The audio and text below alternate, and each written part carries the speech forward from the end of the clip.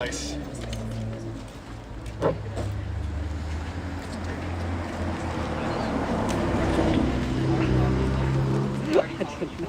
Thank you.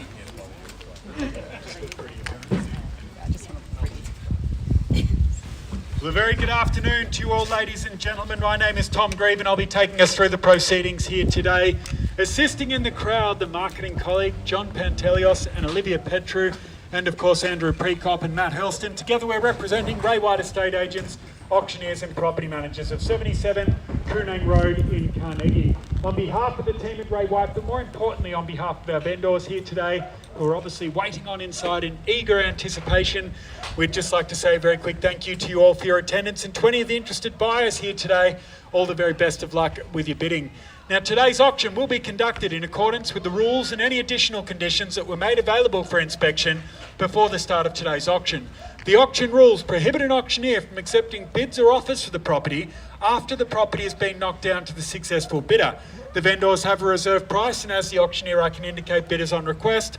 The law prohibits false bids, prohibits any major disruptions by bidders, and prohibits bidders attempting to prevent others from bidding, and it does provide fines for this conduct. The rules do permit vendor bids, and the words we'll use during the auction to indicate we're making a bid on behalf of the vendor will very simply be vendor bid. And of course, by law, only I as the auctioneer today have the right to place that bid on behalf of the vendor. Attached to the contract of sale is section 32. This has been on display for the last half an hour or so on the kitchen bench. And if you have taken the time to read through it, you'll see it does confirm Ray White as the vendor's estate agent is selling what is formally described lot number 7, which is of course in this instance the apartment itself, and lot number 14 being the separate title for the car park at the rear of the building. And that's all wrapped up on plan of subdivision 023355E. Of course, more commonly known to yourself and I as 7 and 26 Shepparson Avenue here in the heart of Carnegie. In a moment's time, when we do call for your bidding, we'd be calling for a 10% deposit payable upon signing of an unconditional contract, and the balance in preferential settlement terms 60 days from today. That'll be what the vendor loves, but Johnny mentioned there may be a little bit of flexibility on that. So if 60 days is not your preference, then quickly reach out to Johnny and he can discuss any other alternatives available here today. If you are a first-time auction attendee, to place a bid, it's very simple. You don't need to have pre-registered, so if you are just out enjoying the sunshine and want to come home with a property, simply put your hand in the air, shout out your bid in a nice clear voice, nod of the head is fine, or seek assistance from one of the agents floating around in the crowd here today. Now, if at any point throughout the auction we do reach the vendor's reserve price, I'll declare the property on the market, I'll say that we're selling, at which point I'll call it down 3 times. On the first, second, third and final call, when the contract hits my hand, like so, the property will be sold. And at that point, buyers, no late bids can or will be accepted. So it's really, really important to make sure you get your bids in nice and early before the contract hits my hand. As is always the case with a public auction in Victoria, if we do happen to fall short of the vendor's reserve price, let me just remind you that it will be the highest bidder and the highest bidder only that will be invited inside to exclusively negotiate at the vendor's reserve price. And we know that in over 80% of the instances in which we take a buyer inside on a genuine bid, they do go on to buy the property post-auction. So incredibly strong fighting odds for you if you are on the right side of those odds and you find yourself inside in about 5 or 10 minutes time. So buyers, what's not to like about this vintage of property? We love solid brick properties. They've never been served a cladding notice. They rarely catch on fire, in fact, which are all the good things that you want to be looking for in a place where you want to sleep at night. This particular one, solid brick construction, built in the 1960s, late 60s at that, 1967, in excess of 73 square metres internally, which even by old standards definitely puts it on the larger side of apartments of this vintage. Now, where that extra space is invested into the floor plan is that little entrance foyer. Such an uncommon little addition to apartments of this vintage. The owner clearly has it set up as a study nook or something of those sorts on a regular day-to-day basis. You could use it as you will, ladies and gentlemen, be it a study nook, be it whatever you might want it to be, your own little mudroom or anything. Just a little bit of space to separate the entrance from the rest of the property. It doesn't sound like much, but it really does make the property feel a little bit more usable in terms of the walls that you can work around with in the living room. In case you missed it, laundry taps in the bathroom. I certainly did. Neatly tucked away under the sink there. An absolute must to be able to satisfy your own day-to-day needs within your own 4 walls. So in case you did miss that, your washing machine taps are all plumbed in, neatly hidden away there. and dishwasher in the kitchen, 900mm oven, 900mm stove. It really does have a lot of house-size proportion qualities wrapped up in a nice tidy little floor plan here in Shepparson Avenue. Just moments away from Carnegie Station, you can see the Sky Rail from where we stand here today. Close enough to be convenient, far enough for it not to be a hindrance. Moments away from the library, you can see that as well just here, but as you're walking down Koonang Road, a plethora of cafes, shops, restaurants, eateries, a range of different amenities to keep you entertained day and night, folks. A choice of 2 Woolworths shopping centres, an Aldi up at the centre on the corner, and obviously the IGA that's been opened in the bottom of the Pace building opposite the Carnegie station there. It really is one of the best locations you could ask for in Carnegie. So folks, without further ado, I will put it across to you now, and we'll call for a fair reasonable start. 7 at 26, Shepparson Avenue in Carnegie. In your hands, buyers. Who'd like to bid us away here today? Don't mind the start. Happy to place a vendor bid if I need to, but in your hands, buyers. Could suggest to start around the mid-fours, perhaps the bottom of the range, 450 to 490. Do we say mid-fours? You tell me. 450, can we say, buyers? There's a suggested start. Failing a start on top of that, I'll place a vendor bid in a moment's time. 450, can we say? Last opportunity. $450,000. If I'm being too ambitious, shout out your number now.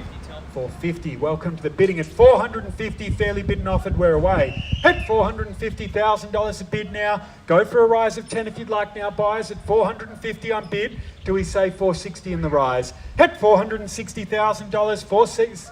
450. What did I say, Johnny? I don't know. 450 is where we're at. All right, 450. Glad you're all playing along. I've already lost count with one bid. We're in trouble today. At $450,000 a bid. Do we say 460 buyers? A rise of 10 if you want to jump in now. At $450,000 we're bid. First time now at 450. Second time now, 450,000. For the third time at 450. Do we go to 460 buyers? Just a rise of $10,000. Get yourself back in front.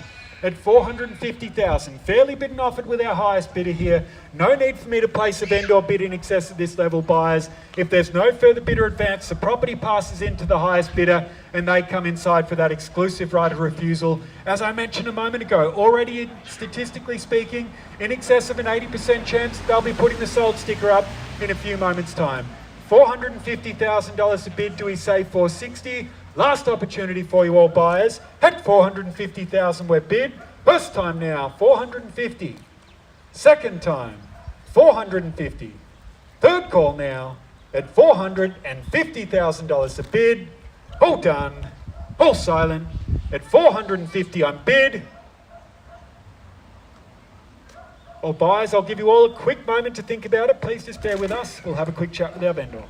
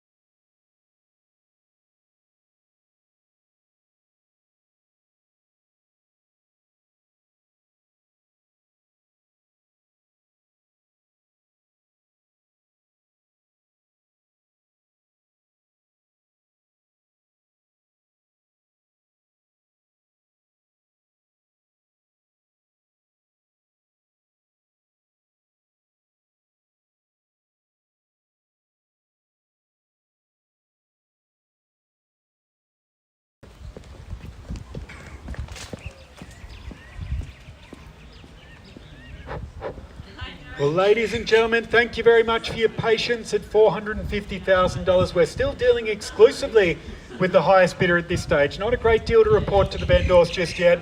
Obviously, if there's no further bidder advance, the property will pass in. We'll take the highest bidders inside and commence the post-auction negotiations with them.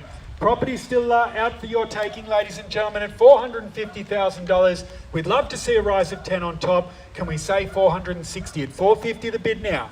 Last opportunity for you all buyers before the property passes in to the highest bidder at $450,000 on bid.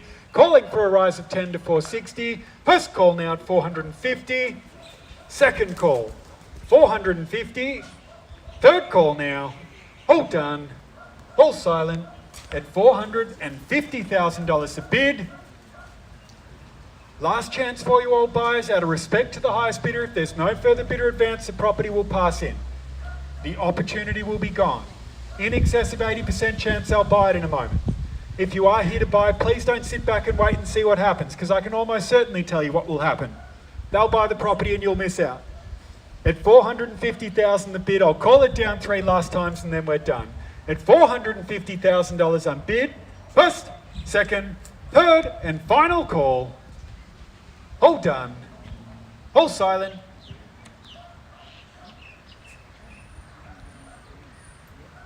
Well, buyers, please join me in congratulating the highest bidder. We'll formally pass the property in, $450,000. We'll look forward to negotiating a sale with the highest bidders in a few moments' time. Thank you very much for your attendance. Have a great day.